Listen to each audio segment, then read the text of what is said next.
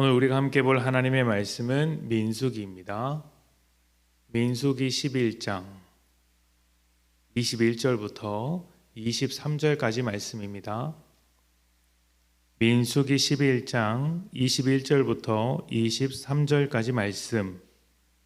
민수기 11장 21절부터 23절입니다.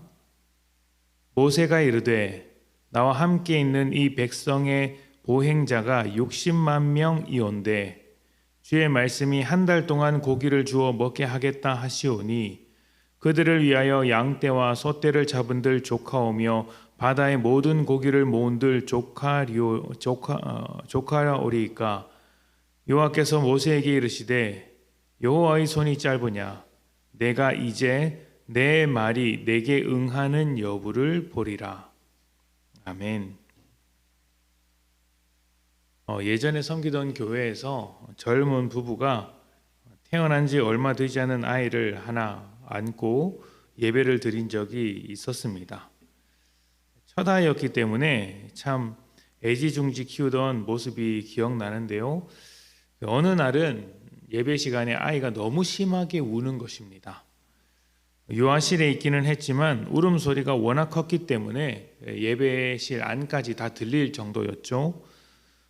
젊은 부부는 아이를 달래보기도 하고 업어보기도 하고 이렇게 노력을 했는데 영 울음을 거칠 기미가 보이지 않았습니다. 아이가 우는 것도 우는 것이지만 그 젊은 부부가 안절부절하는 모습이 더 안타까웠습니다. 근데 이게 예배가 너무 이제 뭐라고 할까요? 너무 소리가 크게 들리니까 예배를 드리던 권사님 한 분이 유아실로 들어가시더니 얼마 안 돼서 아이가 울음을 뚝 그치는 것입니다. 제가 너무 신기해서 예배 끝나고 어떻게 된 일이냐고 권사님에게 살짝 여쭤봤습니다. 그러니까 권사님 하시는 말씀이 자기가 보기에는 아기가 입은 옷이 너무 불편해 보였다. 그래서 옷을 좀 벗겨내고 좀 편안하게 해주었더니 울음을 뚝 그치더라. 이렇게 말씀을 하시는 겁니다. 그분이 애를 한 4명인가 키우셨던 분인데 확실히 경험은 무시할 수 없구나 이런 생각을 좀 가지게 되었습니다. 어떤 현상이 나타날 때 피상적인 접근을 하면 해결되지 않을 때가 많이 있습니다. 그 젊은 부부가 아이가 우는 것을 보고 우는 것만 신경을 썼던 것처럼 오히려 피상적인 문제, 그런 피상적인 어떤 그 문제에만 접근을 하면 그 문제 자체를 더 크게 만들기도 하죠. 부부 사이에서도 그런 면이 있죠. 섭섭하다고 해서 한 소리 했는데 섭섭한 마음은 몰라주고 한 소리 한 걸로만 물고 늘어지면 싸움이 커집니다. 현상이 있을 때는 그 현상의 본질을 들여다보는 것이 중요하죠. 이스라엘 백성이 먹을 것으로 불평했습니다. 그런데 이것은 먹을 것에 대한 문제가 아니었습니다. 단순히 먹을 것에 대한 불평이었다면 제 생각이지만 이런 문제는 성경에 기록되지도 않았을 것입니다. 큰 문제가 아니라는 것이죠. 사실 이 문제는 하나님과의 관계 안에서 교만의 문제였고 탐욕의 문제였다라고 어제 우리가 살짝 살펴보았습니다. 그래서 이 문제는 모세의 리더십의 문제와 함께 나옵니다. 모세가 이스라엘 백성을 이끄는 것이 아니라 하나님께서 이끌어 가신다는 것을 말씀하고 계신 것이죠. 문제는 이스라엘 백성도 그것을 잘 모르고 동시에 모세도 그것을 제대로 이해하고 있지 못하다는 사실입니다.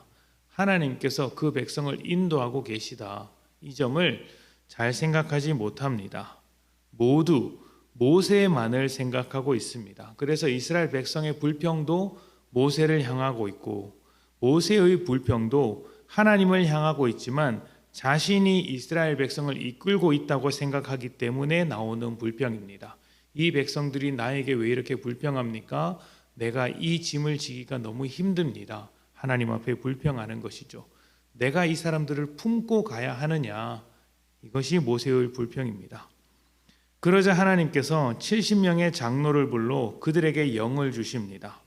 모세의 부름에 응하지 않고 진중에 머물러 있던 사람에게도 똑같은 영을 주셨습니다. 어떤 의미일까요? 하나님께서 모세만을 통해 일하시는 분이 아니라 누구와도 일하실 수 있음을 보여주시는 것입니다. 모세가 인도하는 것이 아니라 하나님께서 인도하시는 사실을 가르쳐 주는 것이죠. 모세는 자기 자신이 이스라엘을 품고 이 광야길을 건너간다라고 생각했지만 하나님은 그러한 모세의 불평이 옳지 않다라고 영을 부으시는 일을 통해서 가르쳐 주시는 것입니다. 누구나 하나님을 통해서 일할 수 있다. 하나님께서 일하시고 계시다는 것을 말씀하고 싶은 것입니다. 그리고 먹을 것에 대하여 하나님은 모세의 불평에 대답을 하십니다. 모세는 어디서 저 사람들이 먹을 것을 다 구해 오겠습니까? 라고 불평했습니다. 마치 자기가 구해 와야 하는 것처럼 말을 하고 있죠. 하지만 하나님은 모세가 아니라 자신이 한다고 대답하셨습니다. 내 손이 짧으냐? 이 말은 내가 능력이 부족해서 너의 손을 빌려야 하느냐라는 말과 같은 말이 아니겠습니까?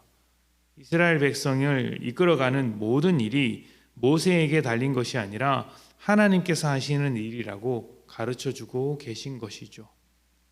교만은 내가 하나님보다 높아 이런 것도 있지만 마치 우리가 하나님을 대신해서 일할 수 있다고 생각하는 것 또한 교만입니다. 우리가 하나님을 대신할 수 있는 것이 있을까요? 제가 목회자이지만 목회자가 쉽게 착각할 수 있는 것 중에 하나가 하나님의 말씀을 전하는 사람이다 보니 마치 하나님을 대신해서 일을 하고 있다고 생각하는 것입니다. 그렇지 않습니다. 하나님을 대신해서 할 수 있는 것은 없습니다. 단지 목회자 입장에서는 하나님께서 이렇게 일하고 계시다고 말씀을 선포하는 것이지 목회자가 사람을 바꿔낼 수 있는 것은 아니죠. 하나님의 역사를 기다릴 뿐입니다. 이스라엘을 하나님께서 인도하시듯이 우리의 삶도 하나님께서 인도하십니다. 우리가 하나님을 대신할 수 없기에 하나님께서 우리와 동행하시며 책임져 주시는 것이죠. 우리가 할 수 있는 일이 있다면 굳이 하나님께서 나서지 않으셨을 것입니다. 우리가 죄를 이겨낼 수 없기에 우리가 이 세상을 살면서 하나님의 뜻대로 살아가는 일이 불가능하기에 하나님께서 우리의 죄를 멈추게 하시며 우리 곁에서 우리를 항상 도우심으로 인도해 주시는 것입니다. 이것을 신뢰하며 살아가는 것이 믿음인 것이죠. 또한 이것을 신뢰하지 않는 것이 마치 내가 하나님을 대신할 수 있다고 여기는 교만이라고 할 수 있습니다. 겉으로 드러나는 일보다 그 일의 본질을 들여다보는 것이 중요하다는 말씀을 드렸습니다. 우리 인생의 본질은 하나님의 자녀라는 사실입니다. 그리고 우리는 하나님께서 일하시는 현장 안에서 살아갑니다.